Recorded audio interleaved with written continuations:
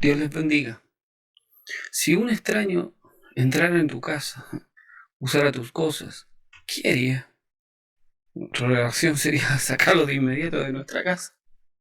En Levíticos capítulo 10 está la historia de los hijos de Aarón, y lo vamos a leer. Dice así: Nadab y Abiú, hijos de Aarón, tomaron cada uno su incensario y pusieron en ellos fuego, sobre el cual pusieron incienso, y ofrecieron delante de Jehová fuego extraño que él nunca les mandó. Y salió fuego de delante de Jehová, y los quemó, y murieron delante de Jehová.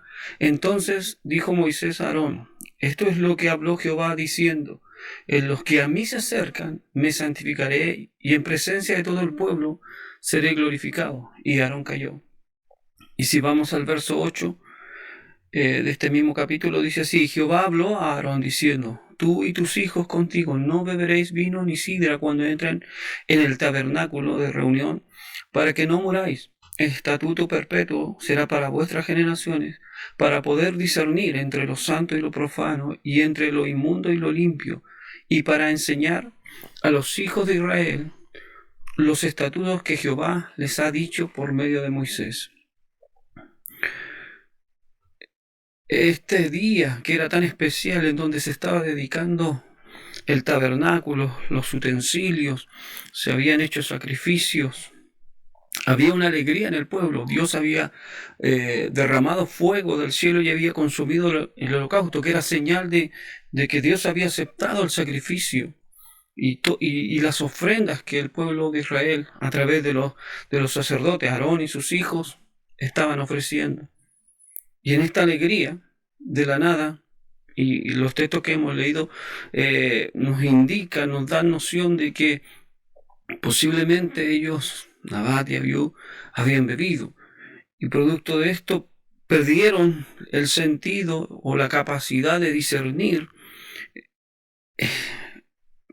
en dónde estaban o delante de quién estaban.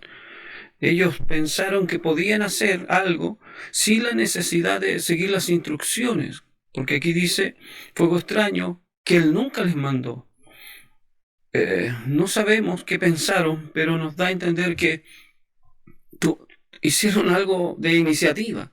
El texto nos dice más que Nadab y Abiú, hijos de Aarón, tomaron cada uno su incensario. En esta alegría fue una reacción impulsiva que les costó la vida.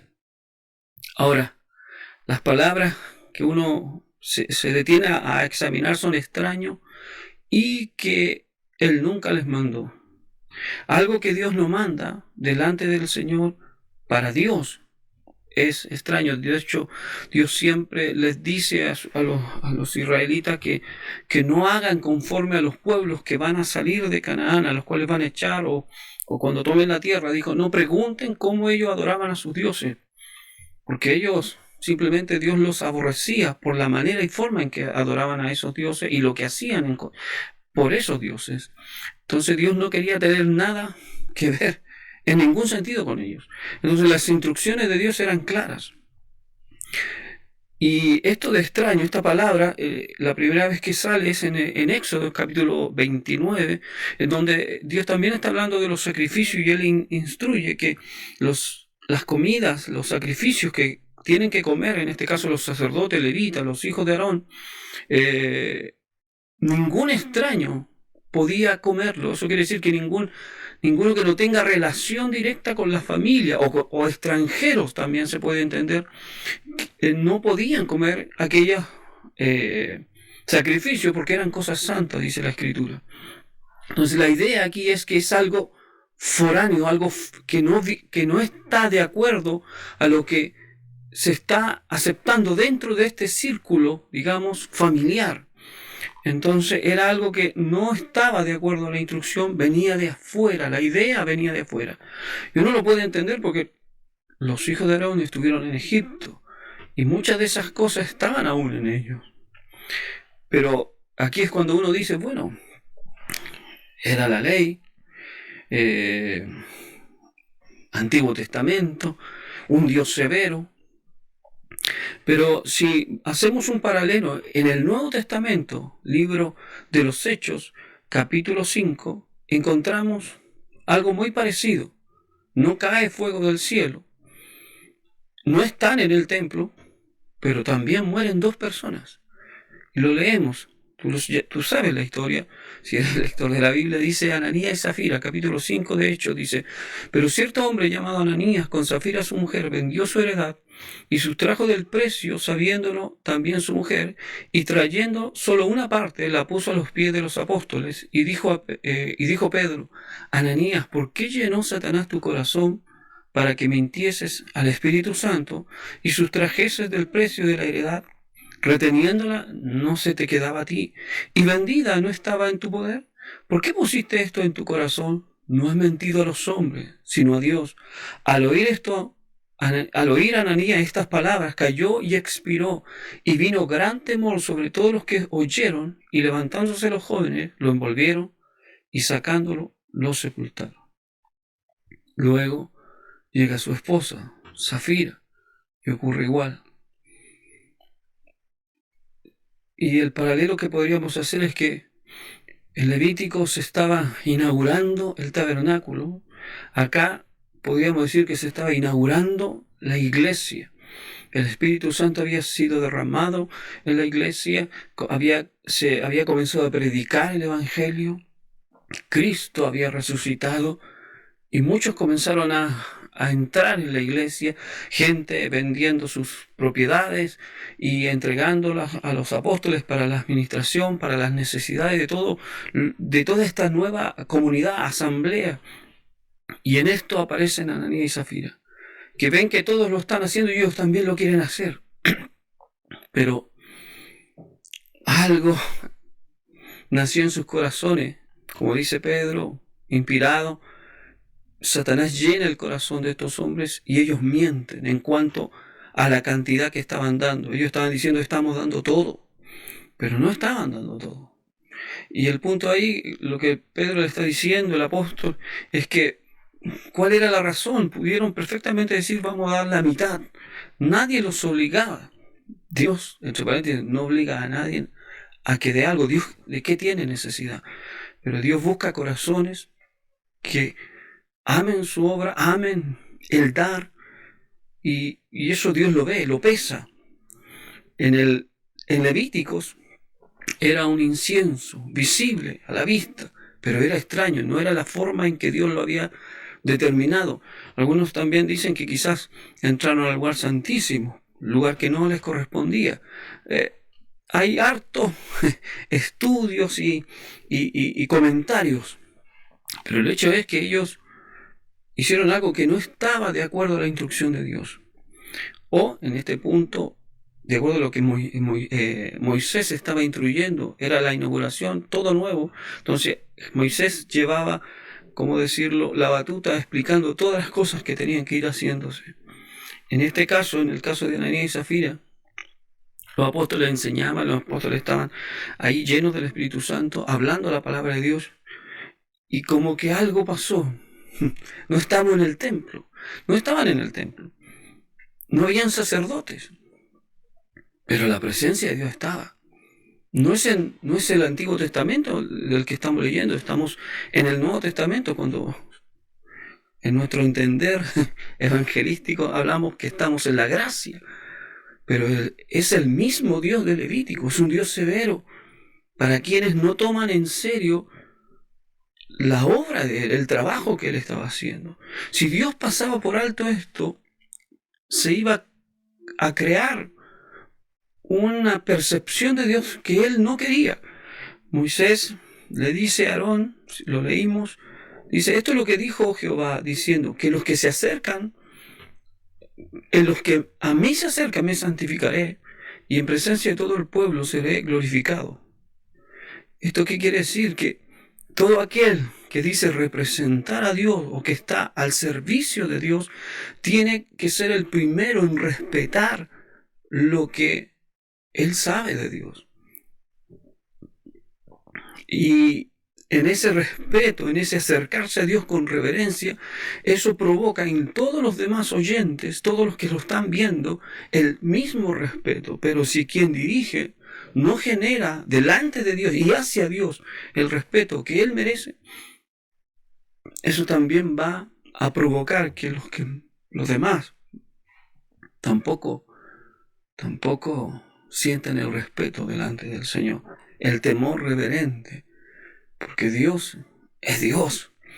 Él es el alto y sublime, el digno de toda honra y de toda gloria. El que habita la luz inaccesible, decía Pablo, al inmortal, al único sabio Dios, al eterno, el que no está atado al tiempo ni al espacio, Él lo sostiene todo. Bendito sea su nombre. Ahora, los términos aquí, y ya con esto termino en esta reflexión, digamos, es extraño. Cuando leía o venía a mi mente este pasaje, la palabra extraño, Jesús la dice en Mateo 7, en griego, sí, pero la idea en sí es la misma. Mateo 7, capítulo 7, verso 21 dice: no todo aquel que me dice, Señor, Señor, entrará en el reino de los cielos, sino el que hace la voluntad de mi Padre, que está en los cielos. Muchos me dirán en aquel día: Señor, Señor, ¿no profetizamos en tu nombre?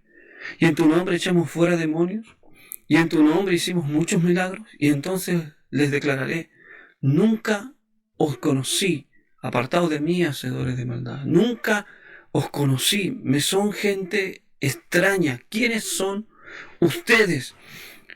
Nabat y Abiú fueron desconocidos para Dios. Y ellos podrían haber dicho: pero Señor, si recién estuvimos haciendo los sacrificios, somos hijos de Aarón, tenemos las vestiduras. Pero al no hacer la voluntad de Dios, del Padre, al no hacer la voluntad de Dios, y al no hacer la voluntad de Jesús, Jesús también dice: vosotros sois mis amigos y hacéis lo que yo os mando. Y en el griego, la palabra aquí conocer quiere decir que es un conocimiento de primera mano, es una relación íntima. No es un desconocido, no es un extraño el que está entrando, es alguien que tú conoces profundamente. Dios nos quiere conocer. Y aquí es donde seguimos hablando de esto, de que pese a que Dios había en principio derramado fuego y quemado el holocausto, y habiendo recibido ese primer sacrificio, después ese otro sacrificio o esa otra ofrenda de incienso fue rechazada totalmente, de plano. Dios lo desconoció. Pero un día Jesús dijo: en aquel día, en ese gran día en que tengamos que todos presentarnos delante de Dios, no es Levítico, pero ahí sí que va a ser un día tremendo, en que Dios nos diga si nos conoce o no. ¿Y dónde está el punto aquí? En volver a esas dos palabras, o a ese texto que dice fuego extraño, que Él no había mandado. Jesús dice: vosotros sois mis amigos y hacéis lo que yo os mando. Jesús también dice: ¿en qué consiste la vida eterna? En conocerme. Y este conocer, repito, es un conocer íntimo, por experiencia, no intelectualmente. Es algo que tú tienes que vivir. Conocer a Dios y que Él te llene de su gracia, de tal manera que podamos hacer lo que Él quiere que hagamos y no lo que nosotros humanamente queramos. Viene un día en que tenemos que estar delante de Él. La pregunta es: ¿Él nos conocerá? Las iglesias hoy hacen muchas cosas como tratando de alcanzar a más almas, pero ¿estaremos haciéndolo de acuerdo a la instrucción de Dios? ¿Estaremos haciéndolo de acuerdo a los mandamientos de Dios? En Apocalipsis dice que los justos son aquellos que han guardado el testimonio de Cristo y sus mandamientos. Jesús le dice a sus discípulos: haced discípulos y mandad todas las cosas que yo os he dicho. Entonces hay instrucciones que hay que seguir. No son recomendaciones, como dicen algunos. Son instrucciones de nuestro Señor. Que Dios nos bendiga.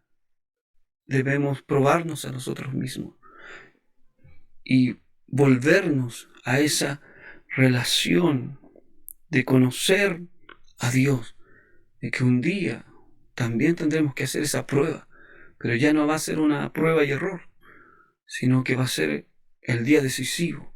En aquel día podremos, ¿qué vamos a decir? Señor, yo hacía videos en YouTube, yo predicaba tu evangelio, yo hice milagro. Dios está buscando que le conozcamos y Él debe conocernos. Que Dios te bendiga. Shalom.